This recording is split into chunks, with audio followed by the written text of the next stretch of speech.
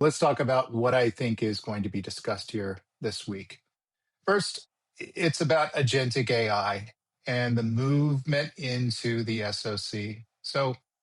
You know, we're past, the co-pilots that summarized alerts. The marketing shift toward AI can, triage, investigate, prioritize, and help drive response. And so I think vendors like Google Cloud Security, Orca Security, Stellar Cyber are right in the center of that conversation about the ability to look at how agentic AI and AI agents need to be secured and the ability to kind of approach that area with a bit more of a proactive bent.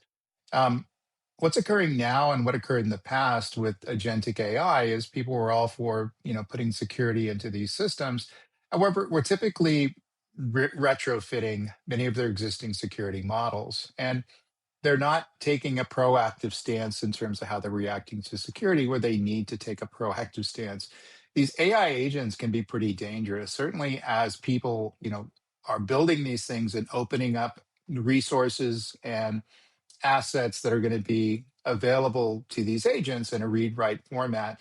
And so themselves, they become a really uh, common attack vector that I think are going to be exploited moving forward. So the next part of the conversation, I think, is going to be, what we're going to see this week. That's going to be systemic to most of this is going to be securing AI becomes as important as using AI. This is something I've been talking about for a long period of time. And in many cases, we haven't treated AI as data. And that's what it should be treated at. At the end of the day, when we're training a system, it's going to be trained with information that's going to be valuable, if not more valuable, to breaches. And we have to treat it pretty much the same, but a little differently. So we're talking about deploying models, agents, AI powered apps, and doing so at scale. And the attack surface has changed. And so I think there's going to be a major focus on AI application protection, model security, prompt injection defense, and AI governance from players such as Wiz, Google Cloud, OpenText and Hidden Layer. They're going to be center of the conversation.